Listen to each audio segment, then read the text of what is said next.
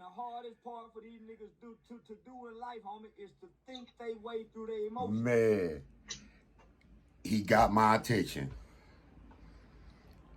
Now see, the brother had it wrong with at the beginning. See, everybody don't get this psychological warfare, reverse psychology shit. I gotta speak up for Cali.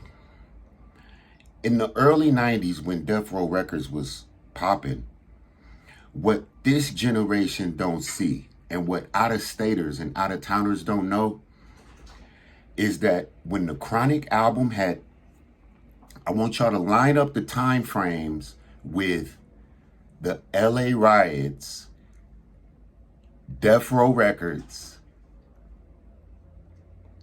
and the Crip and Blood peace treaty. At the time, we burnt our fucking city down.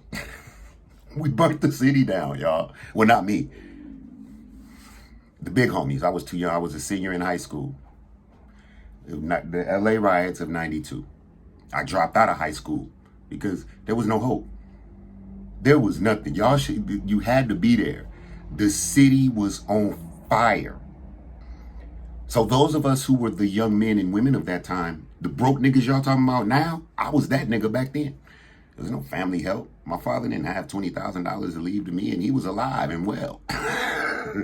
The Crips and Bloods came together for a small period of time. Police, too much money. I don't know what happened. I wasn't there. But y'all got to give those guys a pass because there was nothing. Out of anger, we burnt the city down, our own city. We didn't go to Beverly Hills and burn. Yeah, ignorance, right? It took 20 years. I came back home and I told them, y'all still stuck in the 90s. People see us. We better get it together. Motherfuckers is getting money. Give us a break. We burnt our own city down 30 years ago and never recovered. They're now gentrifying that same city and putting NFL teams in it. We never recovered. And the only hope we had when we burnt it down was when them same Crips and Bloods unified and gave us some hope. It was a song called Bangin' on Wax, produced by DJ Battlecat. The young niggas like me had a little hope. I looked up to Death Row Records, Ruthless Records. They wasn't cripping in blood but killing each other for a small time. But it took for us to burn the fucking city down. I was the innocent. That's why I could speak like, damn, there's no hope. They didn't burn it all down. So I dropped out of school, tried to start families, ended up doing what most niggas do, making babies, and then ended up going to the military, leaving, and that process has been great. I'm now a combat veteran. Filmmaker. But Nanny Boo Boo Boy is right. And I hate to say it. Because of his delivery, he's very disrespectful and he's going to upset people. He has upset people. But I saw it and I told him, we got to get out of the 90s, y'all. We burnt our fucking city down and never recovered. And now they're gentrifying it. We ain't got a chance. And these other cities and states when the cost of living out there is twice as low, half as ours, they coming up. These states with no state taxes, these states where you can get a 5-bedroom house for $1,600 a month, that's rent for our apartments out here, y'all. They don't know how hard it is, and we burnt our city down. Now they clowning the Crips and Bloods, and the Crips and Bloods were the ones that had the peace treaty. When the government didn't help, our parents didn't have shit, and we were graduating high school, getting released into this world. What were we supposed to do? The Crips and the Bloods were selling dope and had the money.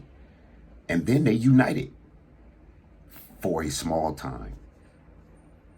So I look up to them still. Shout out to Death Row Records, Ruthless Records, Rich and Ruthless. And everybody that kept it going, because you inspired me to start King Clothing, start a clothing line. to become an independent artist. And they doing it again. But please forgive us. We burnt our own city down and we never recovered. And now we getting clowned because we stuck on the good old days.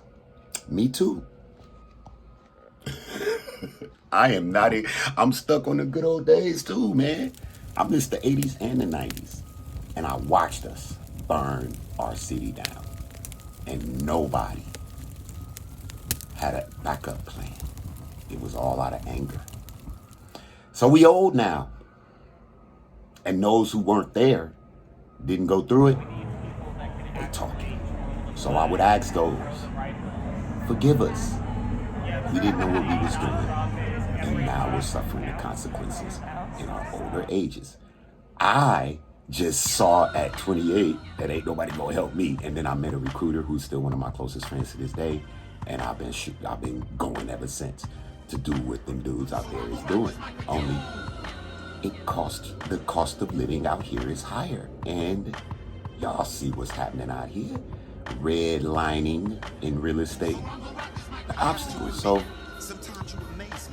give us a break out here in South Central LA. We burned our whole city down. Final edit is coming. It's an hour long. I'm talking some shit, and then there's a part 2 coming. So give us a break. My OGs, they burnt the city down. They tried to get it right in the form of a peace treaty. They getting it right now. Death Row Records, Rich and Ruthless. We're looking for them. Dog Pound Records. That's what's up. They inspired me. What I do. Because I'm just a combat veteran. And I do what you do. Stop that trolling shit and make yourself look bad.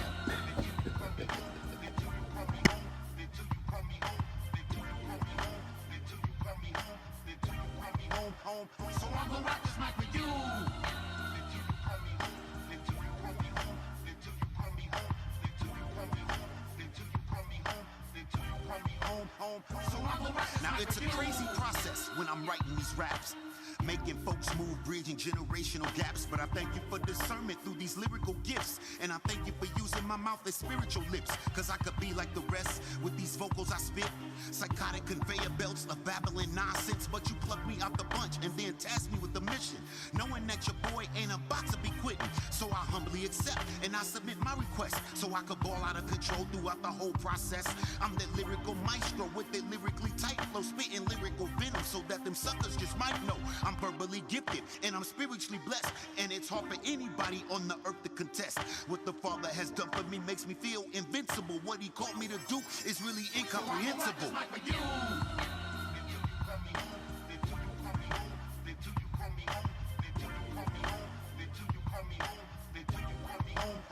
So I'm gonna rock this mic for you.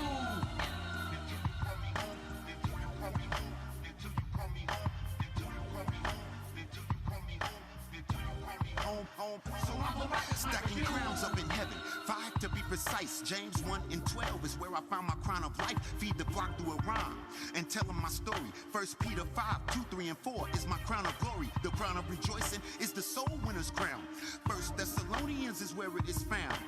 In the 2nd chapter, verses 19 and 20, I got 2 more left, and I ain't leaving out any. Let's go to 2 Timothy chapter 4, verse 5. The crown of righteousness is a different kind of high. Last but not least is an incorruptible crown. The book of 1 Corinthians is where it is found. Chapter 9 to be exact, 24 through 27. These are the crowns that I am stacking up in heaven, but it's all because you saved me and gave me something to do. So until my last breath, I'm gonna rock this mic for you.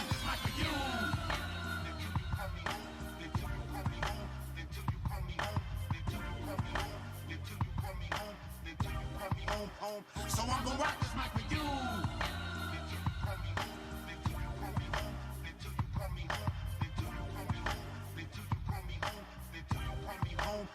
So I'm gonna rock this mic for you.